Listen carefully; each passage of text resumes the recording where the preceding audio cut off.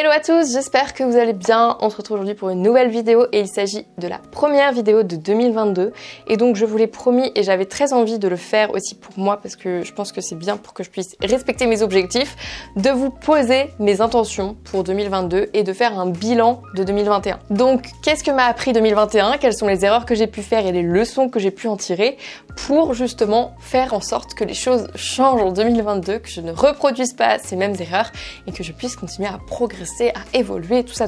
Donc pour réaliser ce bilan, je suis partie du template Notion proposé par Shubham Sharma. Si vous ne le connaissez pas encore, je vous invite fortement à aller voir sa chaîne. Bon, ça n'a rien à voir avec ce que je fais, mais j'adore son contenu. Ça a plus à voir avec ce que je fais en freelance, c'est-à-dire que sa chaîne YouTube parle plus globalement de no-code et surtout de Notion. S'il y a bien une autre personne sur la plateforme qui est tout aussi fan, voire plus fan que moi de Notion, c'est lui. Mais je crois qu'il aime pas trop qu'on dise qu'il est fan de Notion parce que c'est vrai qu'il fait plein d'autres choses à côté. Bref, j'adore son contenu, j'adore ce qu'il fait et son template Notion de bilan était tellement bien fait que je ne voyais pas pourquoi je devrais réinventer la roue. Donc vous trouverez le template en barre d'infos, la vidéo associée dans laquelle il en parle en barre d'infos également. On va rebalayer l'ensemble de l'année 2021 grâce à ce template et on va commencer sans plus tarder. Donc ce template est divisé en 5 parties. Donc la première partie consiste simplement à faire une timeline de 2021. Donc ça c'est un exercice que je vous avais déjà recommandé pour faire un peu le point sur votre vie, vos éléments marquants. Moi j'aime bien le faire chaque année pour justement ne pas oublier ce par quoi je suis passée et d'où je pars. Ensuite une seconde partie rétrospective et apprentissage. Donc c'est-à-dire on repart des éléments de la timeline et on essaye d'en tirer des leçons. Ensuite une troisième partie pour évaluer un petit peu où est-ce que j'en suis aujourd'hui, que ce soit au niveau famille, au niveau pro, au niveau amoureux, etc. Est-ce que je me sens bien dans ma vie et qu'est-ce qu'il faudrait changer pour réussir à avancer. Ensuite, une partie sur mes intentions pour 2022. Donc, je vais pas vous mentir, cette partie-là, j'ai mis 3 semaines à réellement la réaliser parce que je savais que j'avais des décisions à prendre pour réussir à cadrer les choses. Et donc là, je crois qu'on est bon. Donc j'ai hâte de tout vous présenter parce qu'il va y avoir énormément de changements par rapport à 2021. Et enfin, justement, le plan d'action. Donc dans cette première partie, j'ai listé les événements marquants de mon année 2021. Donc pour moi, on a passé les 8000 abonnés sur YouTube, ce qui est ouf. On a passé les 1000 abonnés sur Insta et on est très près des 2000, donc merci à tous. J'ai fait mes premières ventes d'e-book pour Braille Futur, première vente de produits tout court et j'ai surtout signé mes premiers gros contrats freelance, oui, puisqu'avant j'en avais de quelques jours par-ci par-là, bref j'étais tout le temps en train de prospecter, en train de faire ci, en train de faire ça, c'était plutôt des contrats court terme de 2-3 mois, là j'ai des contrats long terme, là j'ai de la visibilité sur au moins 6 mois en termes de contrat freelance, ce qui va énormément m'aider, on ne va pas se mentir, donc on en reparlera à la fin puisque ça fait partie des décisions que j'ai prises. Donc si on revient sur mon année 2021, de janvier à mars, ça a été vraiment la période où ma chaîne YouTube a commencé à vraiment monter. Donc le 7 janvier, on a passé les 2000 abonnés et ça c'était clairement grâce au travail que j'ai réalisé conjointement avec Léna l'année dernière lors du calendrier de l'Avent 2020. Donc ce calendrier de l'Avent, les vidéos ont plutôt bien marché par rapport au nombre d'abonnés que j'avais à l'époque et il y en a beaucoup qui m'ont connue à ce moment-là. En plus, en janvier, j'ai sorti la vidéo J'ai hacké Parcoursup, donc vidéo que j'avais réalisée avec le développeur de Parcoursup où j'avais vraiment pris le temps d'analyser le code puisque pour ceux qui ne le savent pas, j'étais développeuse dans une autre vie. C'est pas une façon de parler genre avant d'être youtubeuse / indépendante, j'étais vraiment développeuse. Donc la chaîne a commencé à vraiment grimper et puis je pense que de toute façon, ces sujets que je traite un peu de genre l'orientation et plus globalement maintenant de prendre le contrôle de sa vie et de trouver ce qu'on a envie de faire demain, ce sont des sujets un peu saisonniers. Genre j'ai l'impression qu'on s'y intéresse entre janvier et mai. Peut-être qu'à l'avenir j'arriverai à vous créer des contenus le reste de l'année, mais pour l'instant je le vois bien, le reste de l'année, ma chaîne c'est un flop. En janvier ça a aussi été la fin du stage avec Léna. Honnêtement je l'ai bien ressenti parce que en vrai à la fin elle était au taquet, elle m'aidait énormément sur plein de choses. Donc forcément quand du jour au lendemain je me suis retrouvée un peu moins accompagnée, ça a été compliqué de tout gérer de front, surtout que c'était là que ça grossissait et c'est là que j'ai commencé à vendre mes premiers e-books Parcoursup que j'ai créés moi-même et à faire mes premiers coachings. Donc ces mois-là ont été hyper intenses et j'avais la sensation de donner des coachings H24. Donc ce sont des mois, janvier à mars, où je n'ai fait aucune mission freelance. J'ai voulu un peu me donner ma chance de vivre de Braille Futur. Chose que je n'arrive pas à faire. Genre, en gros, je suis un peu en dents de scie en mode j'ai une période où j'essaye, ça marche pas, donc je reprends des contrats freelance pour genre rééquilibrer. Et ça fait 2 ans que je fais ça, et donc là j'en ai marre et bref, on verra ce que je fais pour 2022. Donc 3 mois durant lesquels j'ai totalement essayé de vivre de Bright Future et ça a été très compliqué. Pourquoi? Parce que les coachings que je les proposais à 20 € de l'heure. Puisque pour moi, c'était un tarif qui est abordable pour des collégiens, lycéens, réorientation, etc. J'ai testé d'autres prix. Quand j'avais d'autres prix, en fait, des prix plus élevés, il se passait que je n'avais plus aucun client. Puisque vous me disiez très honnêtement que vous n'étiez pas en mesure de vous payer ces coachings, ce que je conçois totalement. Sauf que moi, des coachings à 20 € de l'heure, pour être totalement transparente avec vous, ce n'est pas rentable pour moi. Genre, pas du tout, mais vraiment pas du tout. Si je fais une comparaison bête et simple, on va dire que 7 heures par jour en freelance, ça me rapporte bien plus que 7 fois 20 €. Donc ce n'était clairement pas possible, mais le rapport il est x4, x5 en fait. Donc c'était clairement pas possible pour moi. Cette année, Bright Future, ça m'a permis de générer 1 000 € de revenus. Donc 1 000 € quand je compte les ventes de e-book et de coaching. Donc non, je ne fais pas ça pour l'argent, parce que sinon, j'aurais arrêté depuis longtemps et vous ne seriez pas en train de voir cette vidéo. Mais j'essaye de faire en sorte que ça me ramène quand même un revenu assez régulier pour me permettre de faire moins de jours de travail en freelance, pour me permettre de créer ce contenu, puisque actuellement, en fait, je suis épuisée. Voilà, on va y revenir juste après. Cette année 2021, il n'y a pas eu un seul jour de l'année durant lequel je n'ai pas travaillé. Et c'est très dur pour moi de le verbaliser, mais je parle d'une année où j'ai travaillé 12 à 15 heures par jour non-stop. Donc, je sais, c'est le début de l'entrepreneuriat, on dit que c'est normal, etc. Mais je vous en ai parlé hier dans un post Instagram. Pour moi, la prépa, c'était dur. Cette année était hardcore. Voilà, on va pas se mentir. Face à tout ce que je devais gérer, en fait, je ne m'en sortais jamais. Il n'y a jamais eu une journée où je me suis dit « Ok, t'es à l'aise, tu n'es pas dans le rush. » Jamais, ce n'est jamais arrivé. J'avais toujours une to-do qui était, mais je pense que ça vous ferait peur, vraiment. Et quand le dimanche soir, je faisais mon point sur ma semaine, c'est-à-dire que je prends ma to-do et je mets mes créneaux dans ma semaine, j'étais en panique en permanence et parfois je pleurais, j'étais en mode mais en fait jamais tu vas t'en sortir, jamais tu vas y arriver, pourquoi tu t'infliges tout ça? Ce qui a donné lieu à des périodes pendant lesquelles vous m'avez pas vu parce qu'en fait juste j'abandonnais. C'est horrible mais je n'en pouvais plus. C'était genre des périodes où genre bam, je reprenais de l'énergie, j'étais bien, etc. et je m'en sortais et donc du coup pendant genre 1 mois j'étais à fond, j'avais un contenu qui était hyper quali, etc. Et donc en fait suite à ça je faisais face à une période de down où j'étais extrêmement mal parce qu'en fait je me rendais compte que ça faisait des semaines que j'étais pas sortie de chez moi et que je m'étais pas sociabilisée. L'être humain n'est pas fait pour ça. Donc on va continuer par avril-juin et vous allez vous rendre compte, je vais essayer de vous faire un planning un peu moyen de mes semaines de cette année pour que vous en rendiez compte. Donc de avril à juin, donc faut savoir qu'en avril je me suis fait réopérer du pied, voilà, et maintenant je suis très contente qu'il aille très très bien parce que c'était un vrai problème pour moi pour le sport, je n'en pouvais plus, donc c'était ma 3e opération quand même, et donc là mon pied se porte à merveille, je pense que le Covid l'a aidé, c'est-à-dire que finalement je fais beaucoup moins de sport avec le Covid, mais je pense que je ne suis pas la seule, puisque les clubs ont fermé, etc. Donc forcément, j'imagine que je ne suis pas la seule, mais j'ai énormément freiné. Et donc, ça l'a aidé, je pense, à se remettre. Mais moi, perso, je ne me sens plus bien dans mon corps, enfin physiquement, par rapport à avant, où je sentais que mon corps était musclé, fort, etc. Je me sens extrêmement mal et donc c'est une de mes intentions pour 2022, c'est de réussir à reprendre un rythme de sport qui me permette, et une alimentation saine aussi, mais qui me permette de me sentir bien dans mon corps, parce que ce n'est plus le cas. Cette période a aussi été ouf sur ma chaîne YouTube puisque j'ai sorti la série de vidéos du Grand Oral. Vous êtes beaucoup à m'avoir connu grâce à cette série de vidéos et ça nous a conduit à dépasser les 5000 abonnés. Donc c'était juste incroyable. Et ça a aussi été le lancement du serveur Discord Grand Oral qui a genre trop bien marché. Il y a eu une période, genre pendant les 2 dernières semaines, juste avant le Grand Oral, on était en live 2-3 fois par semaine. Je faisais des lives où parfois pendant toute la journée du samedi, toute la journée du dimanche, je vous coachais et tout, c'était incroyable. Et donc là, j'ai beaucoup plus aimé ça parce que par rapport à la période précédente où mes coachings étaient réservés à ceux qui pouvaient se les payer, là, comme c'était public, en fait, je me disais, déjà, je l'ai fait gratuit. Et surtout, comme vous pouviez assister aux entraînements, vous pouviez donc voir les autres et les conseils que je donnais. Et donc, j'étais beaucoup plus à l'aise avec ça. Et moi, ça me demandait moins de temps, puisque je vous coachais, en nombre, je vous coachais moins, mais ça bénéficiait au plus grand nombre. Donc, j'étais plus OK avec ça. Et donc là, on a eu plus de 1500 jeunes coachés, avec beaucoup moins d'efforts de ma part. Donc j'arrivais grâce au serveur Discord et grâce à toute la team Modo, donc merci à vous tous de m'avoir rejoint dans cette aventure, de vraiment créer un truc qui vous a servi au plus grand nombre. Et les profs se sont même mis à visionner mes vidéos en cours, je trouvais ça juste ouf, vraiment ça a été incroyable. C'est une période pendant laquelle j'ai été en famille à Rennes aussi. Je ne me suis pas... Il y avait un confinement ou je sais plus, non, il y avait au moins un couvre-feu. Bref, je n'avais rien à faire à Paris.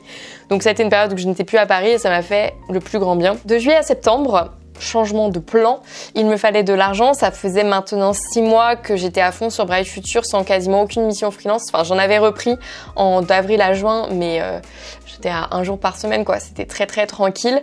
De juillet à septembre, je me suis dit, il faut vraiment que je me bouge. C'est une période down sur YouTube, ça sert à rien que je me bute à créer plein de vidéos. Vous en demandiez aussi beaucoup moins, puisque forcément vous êtes en vacances. Donc, je me suis lancée, j'ai réalisé une mission de 3 mois au sein d'une association qui œuvre pour la mixité et l'égalité dans l'informatique et le numérique. Et donc c'était très cool.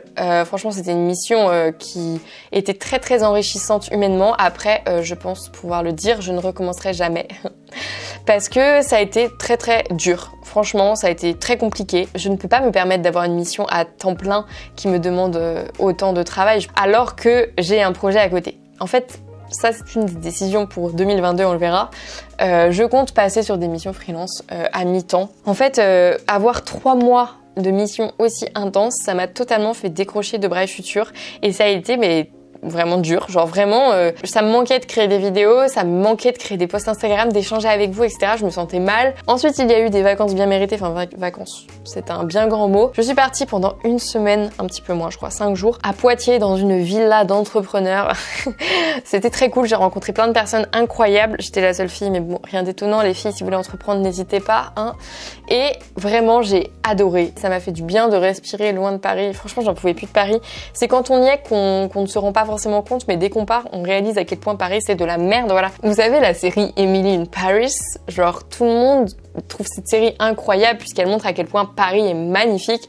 Moi je suis le gars là que Emily échoppe dans son cours de français qui dit que Paris en fait en soi si t'as pas assez de thunes, tu n'en profites pas parce que tu ne sors pas, tu vis dans des appartes minuscules et en plus il y a de la merde de chiens et de la pollution de partout. Moi ça c'est ma vision de Paris, voilà. Les transports en commun j'en peux plus, me faire suivre dans le métro j'en peux plus, me faire harceler dans la rue j'en peux plus. Paris j'ai envie de me casser, donc ça fait partie des choses aussi qu'on verra dans la suite du bilan. En septembre j'ai pu reprendre Bright Future avec la sortie de la vidéo Back to School et là j'ai pris conscience que les vidéos sur cette chaîne allaient être compliquées à reprendre après 2 mois d'absence, que YouTube te met beaucoup moins en avant quand tu as été absente pendant 2 mois, mais j'ai adoré faire cette série et pour ceux qui m'ont regardé c'est une série qui a plu, donc j'ai continué et ça a aussi été la reprise du volley et là genre alléluia, enfin ça faisait 2 ans qu'on n'avait pas joué limite. Le sport a clairement été la chose qui m'a le plus manqué et pourtant j'en ai fait un peu dans mon appart etc, mais ça n'a rien à voir avec le collectif, avec le fait de jouer au volley, genre je peux pas jouer au volley toute seule. D'octobre à décembre, j'ai charbonné comme jamais. Là, j'ai tout donné sur cette fin d'année. Pourquoi ? Parce que je m'étais fixé en fait des objectifs financiers pour Bright Future et je me suis rendu compte en septembre qu'on en était loin. Et qu'il fallait que je charbonne à mort pour réussir à les atteindre. Finalement, au 1er janvier, si on fait le bilan, je ne les ai pas atteints. Cependant, je suis sur une très bonne voie, donc pour moi c'est ok, c'est checké. Qu'est-ce qui s'est passé d'octobre à décembre pour que ça marche? Donc déjà, j'ai fait une refonte totale du site Bright Future pour que la boutique soit intégrée. Avant, pour information, j'avais simplement un site WordPress et à côté, pour vendre mes formations, j'utilisais Podia. Podia est extrêmement cher, vraiment. C'était pas rentable pour moi par rapport au nombre de ventes que je faisais et c'était pas non plus du tout adapté. Et donc ça m'a permis de sortir plein de nouveaux produits pour Bright Future. J'ai même sorti une série d'affiches parce que c'était un projet que j'avais en tête depuis très longtemps mais que je n'osais pas faire. Je suis très contente d'avoir pu le réaliser parce que ça m'a fait sortir de ma zone de confort et surtout j'ai upgrade ma stratégie freelance. Là, je suis passée au niveau supérieur, c'est-à-dire que grâce à mes compétences en no-code, j'ai intégré une agence no-code, plus j'ai décroché différents contrats freelance. Et donc là, je vous annonce que j'ai signé 2 gros contrats freelance pour 2022 et qui vont me permettre en fait d'avoir de la visibilité financière sur les 6 prochains mois et donc de pouvoir investir de l'argent dans les projets de Bright Future. Et le 22 novembre, nous avons dépassé les 8000 abonnés sur YouTube et donc je vous remercie tous pour ça, je suis très très heureuse. Bientôt les 10 000 abonnés, on croise les doigts, bientôt les 2000 voire plus sur Insta. Au début, j'avais pas forcément un amour fou pour cette plateforme. Et en fait, depuis septembre, je m'y suis mise à fond parce que je me suis rendu compte que j'aimais bien. Donc la deuxième partie, qui est une rétrospective et qui est basé plus sur les apprentissages que nous ont appris 2021. Je vous invite à aller voir mon post Instagram dans lequel j'ai donné genre les 3 leçons de vie que 2021 m'a apprises. Et comme ça me permet d'avancer un peu plus vite et de directement passer à la 3e partie, qui est la partie où est-ce que j'en suis.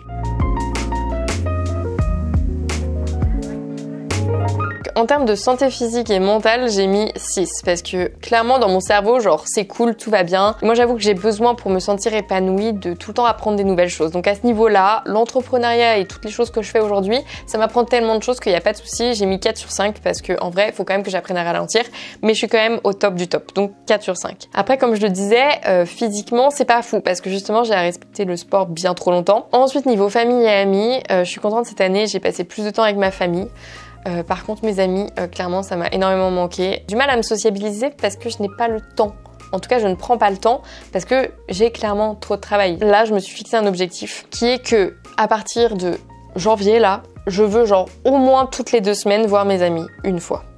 Ça paraît peut-être que dalle pour la plupart d'entre vous. Pour moi, c'est énorme. Je pense que cette année, mes meilleurs amis et mes amis au global, je devais les voir très peu. Très peu. Autant au début de cette année, il y avait Quentin qui était encore sur Paris, etc. Donc on se voyait beaucoup parce qu'on avait le même métier. Et encore, on se voyait plutôt pour travailler, mais au moins on se voyait. Maintenant qu'il est parti, je peux passer des semaines entières dans mon appart enfermé à travailler. Ce qui n'est pas du tout positif. Ensuite, niveau finance, honnêtement, c'est toujours pas le top, hein. En réalité, j'ai dû travailler 60 jours en freelance dans mon année 2021, ce qui n'est pas fou.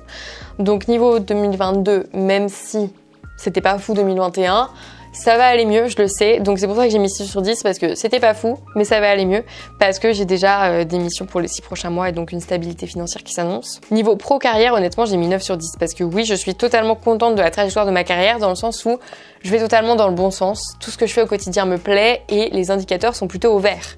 Donc ça, c'est plutôt cool. Niveau spiritualité et développement personnel, on va les mettre ensemble. Est-ce que c'est quelque chose auquel j'ai accordé du temps? Non, pas du tout. J'ai mis 2 et 3 sur 10. Donc pour moi, cette année, c'est un des axes d'amélioration sur lesquels je veux vraiment travailler. La première chose que j'ai entrepris de faire et que j'ai déjà commencé, c'est que j'ai pris un abonnement sur l'application Alan Mind et ce n'est pas un partenariat. Cette application, j'avoue, j'ai été ciblée sur Instagram et j'ai vu une pub et ils me proposaient un essai gratuit et je l'ai essayé et je me suis rendu compte qu'elle était vraiment bien faite, donc vous pouvez l'essayer gratuitement aussi si vous voulez. Et donc j'ai décidé de m'abonner et de réussir à au moins 2 fois par semaine faire un peu un point sur ma santé mentale pour éviter de me retrouver dans des mental breakdowns comme ça a pu m'arriver de nombreuses reprises cette année et réussir donc à me préserver un peu plus. Niveau fun, est-ce que je dévoue assez de temps à des moments de plaisir? Non, pas du tout. 2 sur 10. Donc ça, c'est aussi un des objectifs que j'ai pour 2022. Vous devez vous dire, la fille est tarée. Mais en fait, si je fais le point sur 2021 réellement, je n'ai fait que travailler. Il n'y a pas eu beaucoup de fun. J'ai fait un brunch d'anniversaire, voilà, où j'ai vu mes amis. C'est peut-être la seule fois de l'année que je les ai vus. Donc non, ça a été très compliqué 2021, voilà, on va pas se mentir. Donc 2022, on prévoit de plus voir ses amis, on prévoit de plus s'amuser et j'ai même acheté des jeux de société. Voilà, on est vraiment sur un réapprentissage de l'amusement. Comment je me sens par rapport à l'environnement qui m'entoure? Bah voilà, j'ai envie de bouger, je pense, comme tout le monde qui a été enfermé pendant beaucoup trop longtemps. J'étais enfermée dans un appartement qui fait 25 mètres carrés, hein. Tout compris. Donc forcément, j'ai envie de bouger. Je pense que ça ira déjà beaucoup mieux puisque là, cette année, je reprends un travail qui va être en présentiel pendant 3 jours par semaine où je ne serai plus dans mes 25 mètres carrés à tourner en rond comme un hamster dans sa roue. Donc je pense que déjà, ça va améliorer la situation et le fait qu'on puisse ressortir tout simplement, je pense que ça va m'aider à mieux accepter le fait que mon appart soit si petit. Enfin, pour certains, je sais que 25 mètres carrés, c'est pas petit. Pour moi, c'est très petit. Donc voilà, ça, c'est comment je me sens. Ce qui nous fait une moyenne de 5,125 sur 10. Pas une année folle, même si le pro remonte quand même pas mal tout ça, hein. Mais en termes de santé mentale, voilà, mon ressenti c'est que je me sens épuisée, voilà. Donc c'est pas non plus fou. Pour mes intentions pour 2022. Je pense que là, avec tout ce que j'ai raconté, vous n'allez pas être étonnés si je vous dis que mon objectif principal c'est de réussir à rentrer dans une sécurité financière. Parce que c'est quelque chose qui m'a beaucoup stressée en 2021 et j'ai besoin de pouvoir souffler un peu à ce niveau-là. Deuxième objectif, m'amuser beaucoup plus, prendre beaucoup plus soin de moi, de ma santé mentale, éviter d'être tout le temps dans le rush et axer tout ça sur un travail de développement personnel, donc grâce à l'application Alan Mind. Et deuxième chose par rapport au développement personnel, à la santé mentale, etc. Au-delà de l'application Alan Mind qui ne remplace pas le travail avec un vrai professionnel, je pense me faire accompagner. Donc je pense voilà, suivre une thérapie cognitive, ça s'appelle, avec un psychologue. Donc je suis en train de me renseigner actuellement à ce sujet. Et si je mets tout ça en place, dites-moi si ça vous intéresse que je vous fasse un point au bout de 6 mois de thérapie, j'en sais rien. Mais je pense que ça pourrait vraiment me faire du bien et m'aider à mieux gérer tout. Mes objectifs pour 2022, donc premièrement, c'est réussir à m'entourer dans mon travail. Donc en fait, je ne compte pas en faire moins parce que tout ce que je fais me plaît. Mais je compte déléguer beaucoup. C'est pour ça que je suis très heureuse de vous annoncer que j'ai proposé à Léna de revenir m'aider un jour par semaine pour l'instant en freelance. Et puis si les finances le permettent et que ça lui plaît, etc. et qu'elle, son école lui permet, peut-être plus. Mais pour l'instant, on passe sur un jour par semaine en freelance. Et donc comme ça va vraiment m'éviter de me retrouver totalement sous l'eau en permanence. Et donc elle a accepté, elle a commencé vendredi. Et on va refaire des trucs de ouf ensemble, ça va être incroyable. On a déjà fait le planning de publication pour tout le mois de janvier. Et franchement, déjà faire un brainstorming à deux, c'est totalement différent que de se retrouver seul face à la page blanche. Donc c'était très cool. Ensuite, deuxième objectif, signer des contrats réguliers pour m'éviter la charge mentale de est-ce que je pourrais manger le mois prochain. Ça y est, c'est fait aussi. Je suis très contente de vous annoncer que ça y est, j'ai signé 2 contrats réguliers, que j'ai la visibilité au moins pour les 6 prochains mois. Des contrats qui me plaisent en plus vraiment de ouf. Je travaille qu'avec des clercs, ça c'est le fun fact, je trouve ça très drôle. Et donc troisième objectif vraiment pour l'entreprise Vrai Futur, c'est de développer plus la vente de produits. Donc comme Lina revient, j'aimerais qu'on réussisse enfin à terminer ce projet d'agenda de l'orientation qui traîne parce que je me sentais pas armée pour le faire toute seule. La formation sortira pour septembre de l'année prochaine. Et reprendre un planning éditorial régulier de la même façon. Je pense que Léna pourra énormément m'aider là-dessus. Donc ça va être juste incroyable. Pour conclure sur une note positive, je dirais que je suis quand même très fière de tout ce que j'ai accompli en 2021. On va pas se le cacher. Ça va quand même dans la bonne direction et je suis quand même très contente de tout ce que je fais. Mais il faut que j'apprenne à plus me préserver et à ralentir. En fait, parfois, je me rendais compte que quand je publiais pas, en fait, personne ne s'en rendait compte. Ce qui est normal, en fait. Je ne suis pas Squeezie. Donc, il faut que j'arrête de mettre une telle pression sur la publication, même si avoir un planning éditorial régulier, c'est quand même très agréable. Et parfois, en faire moins, c'est la solution. Donc, c'est un peu la morale de cette année. Je veux réussir à en faire moins pour plus me préserver et c'est en me préservant que finalement j'arriverai à en faire plus. Donc rentrer dans ce cercle vertueux de je vais bien, je suis donc plus productive. Bon, trêve de blabla, j'arrête de parler parce que je parle beaucoup trop et bon, on fera des vlogs dans lesquels je rediscuterai avec vous pour ceux qui veulent que je continue à parler, mais voilà, le bilan de 2021 est fait, on démarre 2022. J'espère que vous aussi, vous êtes prêts à démarrer 2022. N'hésitez pas, vous aussi, à votre tour, à me dire quelles sont vos intentions pour 2022 et quelles sont les actions que vous comptez mettre en place pour atteindre ces intentions, pour aller dans la bonne direction. Je vous souhaite à tous une très belle journée et je vous dis à très vite dans une nouvelle vidéo. I will take you to a place downtown. But if you don't